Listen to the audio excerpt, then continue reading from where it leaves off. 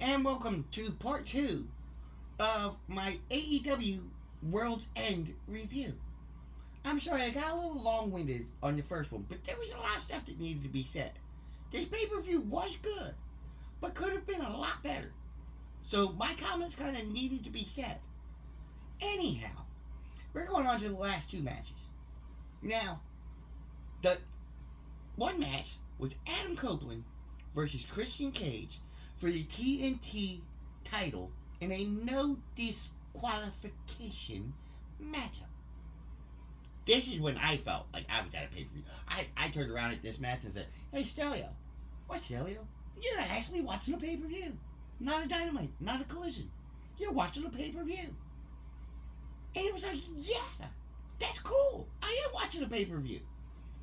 So I sat there and I was watching it, and these two men were beating the holy shit out of each other. You know what I'm saying? It was just amazing the stuff they did to each other. I mean, Adam Copeland set a table on fire and then powerbombed Nick Wayne through it. Yeah, but the table didn't break. No, it didn't. That was the bad thing. The table didn't even fucking break, though. I mean, the fire kind of just went out and the table just rolled over, and Nick Wayne got a fucking sore ass back and a couple birds probably. But anyhow, it was a good match. You know, the fucking Adam Copeland speared Christian through a table. They had a ladder involved, of course, because Edge and Christian used to be the ladder match kings in WWE and everything. So they had a ladder involved. And at the end of the night, Adam Copeland hit the kill switch, got the win. Well, at the end, kill switch.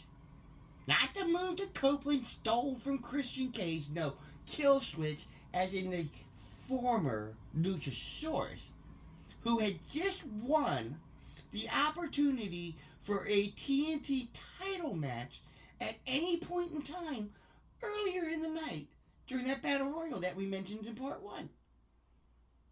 Well, Christian Cage actually convinced that motherfucker to give him that contract. I mean, come on. That was just... Yeah, that was bullshit. I mean, come on now. What the fuck, dude? You're gonna just be a little bitch to Christian. Change your name to his finishing moves name. And then give him the contract that you earned earlier in the night in a battle royal.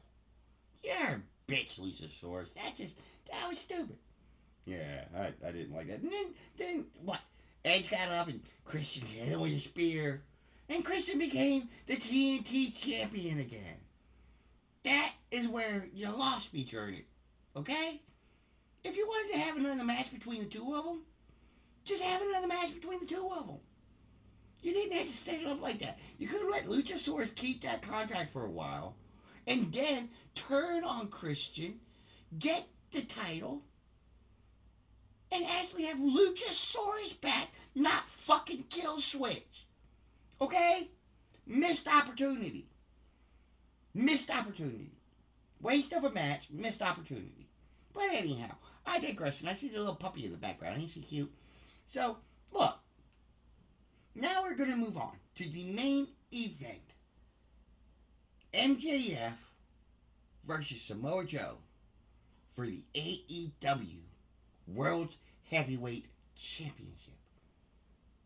Now let me tell you, this was a good match. These two men, they were beating the shit out of each other. And MJF came out injured. I mean, he started the match with his shoulder was all fucked up and his arm was all fucked up. He couldn't even move his left arm, really. It was like he was one-armed. He was basically just a one-armed man. Adam Cole came back, though. That was a good thing, right? Yeah. Well, MJF ended up getting choked out by Samoa Joe and lost his AEW World title. And then the Devil's Men approached the ring with their masks and attacked MJF and an injured Adam Cole.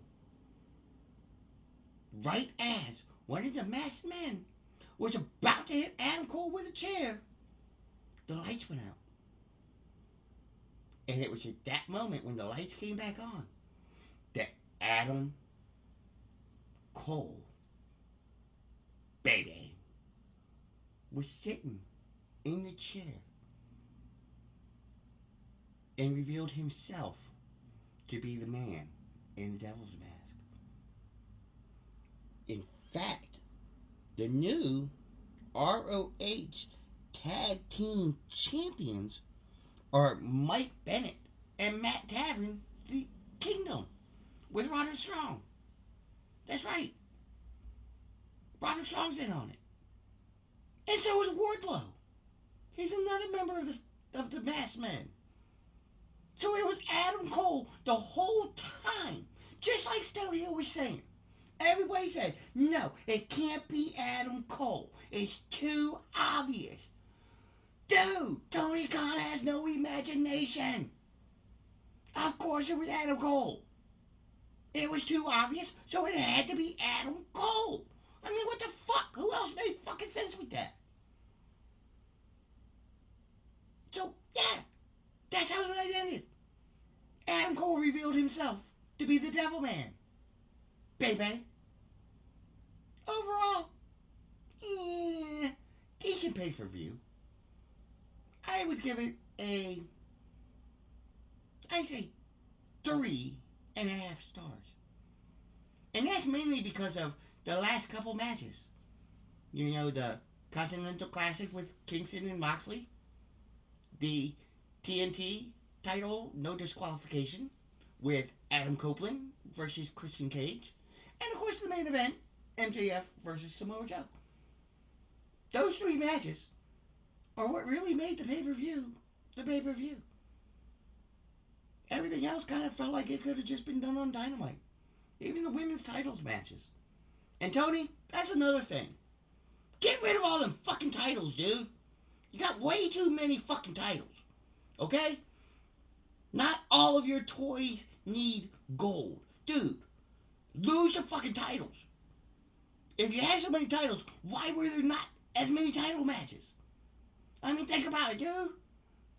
There was no... Just lose the titles, okay? Get rid of a lot of them titles. Because if you're not having them defended at pay-per-views, and you're not really doing anything with them, then why fucking have them? Get rid of them. Very fewer titles make a championship better than having a shitload of titles. Okay, Tony Khan? So at the end of the day, World's End was good. Tony Khan needs to learn how to book matches that are not Dynamite quality on a pay-per-view, though. And you need less fucking titles. So I hope you enjoyed both parts of this video. Full on friendship.